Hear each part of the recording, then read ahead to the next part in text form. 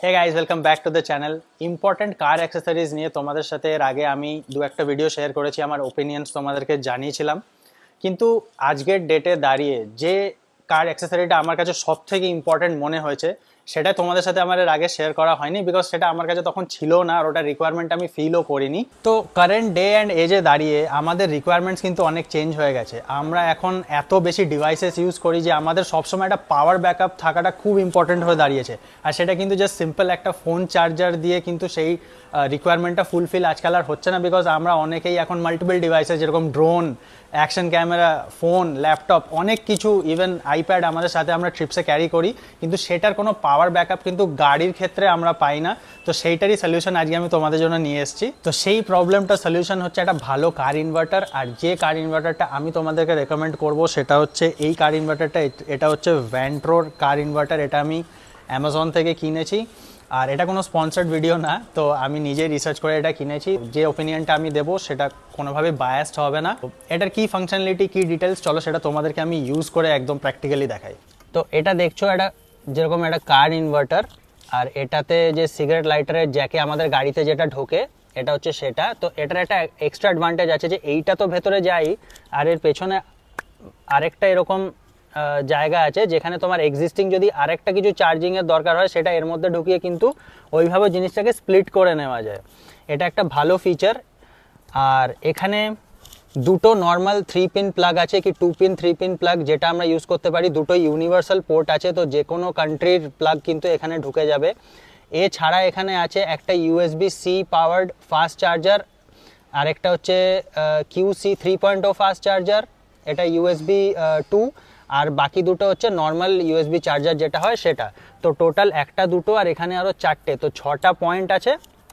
তো এবার তোমাদেরকে আমি এক এক করে দেখাবো যে এটা কি করে, মানে সব অ্যাকচুয়ালি আমিও এখনও দেখিনি, আমিও তোমাদের সামনে টেস্ট করব যে এটা দিয়ে সব ডিভাইস চার্জ হবে কি না। আর একটা ইম্পর্ট্যান্ট রিজন, যে তোমরা তো ভাবতেই পারো যে কেন আমি ফোন চার্জিংয়ের জন্য এটা কেন ইউজ করব। তো একটা ইনফরমেশন তোমাদেরকে দিয়ে দিই যে অ্যাপেলের ফোন যাদের আছে তারা কিন্তু যদি কোনো নর্মাল কার চার্জার ইউজ করো, ব্যাটারি অনেক তাড়াতাড়ি ডিগ্রেড করিয়ে দেয়। তো আমি চেয়েছিলাম যে আমার অরিজিনাল অ্যাপেলের চার্জার দিয়ে কী করে গাড়িতে আমার ফোনটা চার্জ করা যায়, তো তার জন্যে আমি এই 3 পিন প্লাগটাই ইউজ করব। আর বাকি আমার ল্যাপটপও চার্জিংয়ের প্রয়োজন হয়, তো সেগুলো সব চার্জ হবে কি না চলো সেটা এক এক করে টেস্ট করে দেখি। এই সিগারেট লাইটারটা, মানে এইটা আমরা সিগারেট লাইটার পোর্টের মধ্যে ঢোকাবো। আমার গাড়িতে পেছনেও একটা পোর্ট আছে, বাট তোমাদেরকে দেখানোর জন্য আমি সামনের পোর্টটা ইউজ করে দেখাবো। তো ফার্স্টে গাড়িটা অফ রেখে আমি করে দেখাচ্ছি যে সেই অবস্থায় কতটা চার্জ হয়। হ্যাঁ দেখাও, এখানে অলরেডি আমার এক্সিস্টিং কার চার্জারটা আছে, এটাকে আমি বার করে দিচ্ছি। আর এইটাকে আমি এখানে আমি ঢুকিয়ে দেবো। এটা একটু ভালো করে ভেতর অবধি ঢুকিয়ে দিতে হবে। এটা লক হয়ে গেছে। এবারে আমি গাড়িতে দেখছো এখানে এটা পাওয়ার এসে গেছে, এটা ভোল্টেজ আউটপুটটা দেখাচ্ছে। এখন গাড়ি অফ আছে, 12.7 ব্যাটারি ভোল্টেজ আউটপুট দেখাচ্ছে। তো এই অবস্থাতে আমি আগে দেখবো যে চার্জ হয় কিনা। এটা দেখছো কানেক্ট করে নিয়েছি, বাট এটাতে এখনো পাওয়ার আসছে না। তো আমি গাড়িতে জাস্ট ব্যাটারিটা অন করলাম, দেখো এখানে পাওয়ার এসছে, আর এটা হচ্ছে ভোল্টেজ আউটপুট দেখাচ্ছে 12.6 কারেন্টলি ব্যাটারি ভোল্টেজ আউটপুট। গাড়ির ইগনিশন অফ আছে। তো এখানে আমি এখন আমার আইফোনের চার্জারটা প্লাগ ইন করবো। এই প্লাগ ইন করলাম, আর এবারে আমি প্লাগটা ঢোকালাম, বাট দেখছো চার্জ হচ্ছে না। তার কারণ এটাতে একটা সেফটি ফিচার দেওয়া আছে যে তোমাকে এই বাটনটা আছে, এই বাটনটা প্রেস করতে হবে, তাহলে এখানে চার্জিং স্টার্ট হবে। দেখছো চার্জিং কিন্তু স্টার্ট হয়ে গেছে, আর ব্যাটারি ভোল্টেজ আউটপুটটা চার্জ হওয়াতে একটু পড়ছে, 12.6 থেকে 12.4 হয়েছে। আরেকটা জিনিস তোমাদেরকে দেখাই যে এখানে একটা সেফটি ফিচার দেওয়া আছে যে এর পরে যদি আমি গাড়িটা ইগনিশনটা অন করি, যে আমি এই যে গাড়িটা স্টার্টটা করলাম, তাহলে কিন্তু আমার চার্জিং আবার অফ হয়ে গেছে। ঠিক আছে, তার কারণ হচ্ছে যাতে কোনো ভোল্টেজ সার্জ না হয় সেই জন্য এটা অফ হয়ে যায়। এটাকে কিন্তু গাড়ি স্টার্ট করার পর আবার ম্যানুয়ালি অন করে নিতে হয়। এই যে দেখো গাড়ি স্টার্ট হওয়াতে গাড়ির ব্যাটারি ভোল্টেজ আউটপুট বেড়ে গেছে 13.4। আর দেখতে পাচ্ছ ফোন কিন্তু এখনও আমার কন্টিনিউয়াসলি চার্জ হচ্ছে।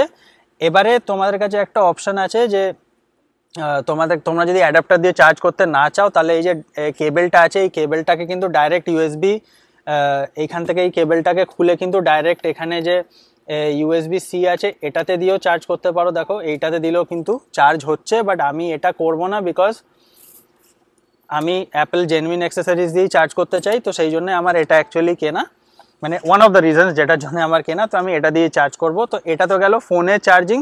এবারে ফোন চার্জ করতে করতে যদি ল্যাপটপ চার্জ করতে হয় বা কিছু হেভি ডিউটি চার্জ করতে হয়, সেটাও তোমাদেরকে আমি দেখাচ্ছি যে কীরকমও পারফর্ম করছে। এখানে দেখতে পাচ্ছ আমি ল্যাপটপটা নিয়ে চলে এসেছি। এবারে এই চার্জারটা কানেক্ট করে তোমাদেরকে আমি দেখাবো। এই হচ্ছে আমার ল্যাপটপের চার্জার। তো এটাকে আমি এইখানটাতে প্লাগ ইন করবো, আর একটা যেটা সকেট আছে এটাতে আমি প্লাগ ইন করলাম। এবারে আমি এটা এখানে প্লাগ ইন করবো। তো দেখতে পাচ্ছ এই যে ল্যাপটপ, তো এখানে কিন্তু দেখতে পাচ্ছ যে চার্জিংয়ের সাইনটা দেখতে পাচ্ছ। আমি দেখিয়ে দিই ক্লোজ আপ থেকে।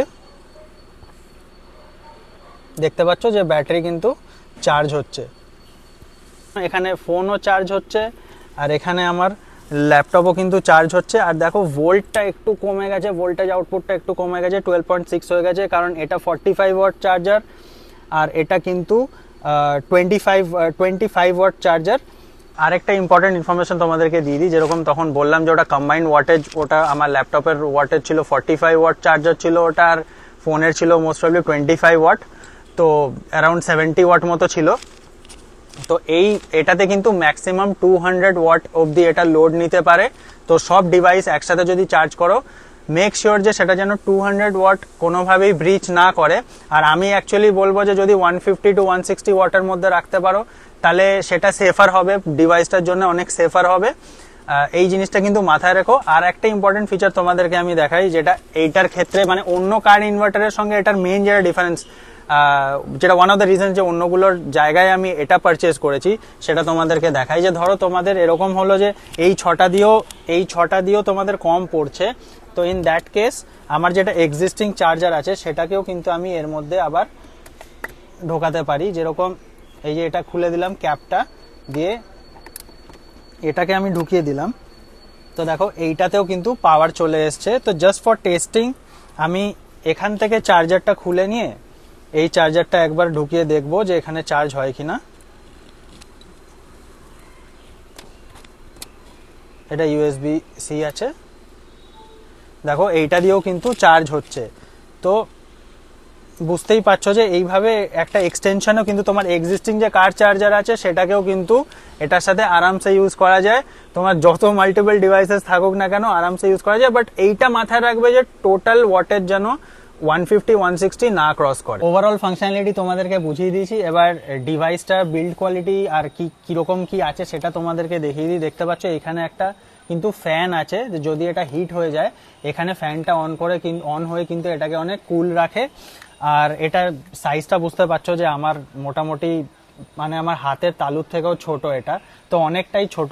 মোটামুটি আমি বলবো একটা স্ট্যান্ডার্ড সাইজের অ্যান্ড্রয়েড ফোনের যে যা সাইজ হয় সেটাই সাইজ, খুব কম্প্যাক্ট, আর মাত্র 300 গ্রামস ওয়েট, তো ওয়েটও এমন কিছু না। তারটা আমি বলবো যে এই যে ওয়্যারটা দিয়েছে এইটা আরেকটু লম্বা হলে ভালো হতো, এইটা একটা নেগেটিভ আমি বলবো যে মানে এইটা একটু ছোটই আমার লেগেছে, কারণ এটা আরেকটু বড় হলে আমার পেছনে যে পোর্টটা আছে সেটা দিয়ে আমি ফ্রন্ট সিট থেকে কিন্তু এটাকে কন্ট্রোল করতে পারতাম, সেইটা করতে একটু আমার অসুবিধা হচ্ছে। বাট এটারও এক্সটেনশন পাওয়া যায়, দরকার হলে সেই এক্সটেনশনও তোমরা ইউজ করে নিতে পারো। বাকি ওভারঅল ফিট অ্যান্ড ফিনিশ কিন্তু খুব ভালো। আর এটার বক্সটাও তোমাদেরকে দেখিয়ে দিই, বক্সটা এরকম আসে, এর মধ্যে ভালো করে প্যাক হয়ে আসে, আর বক্স কন্টেন্ট তো যেটা আছে ওইটাই থাকে।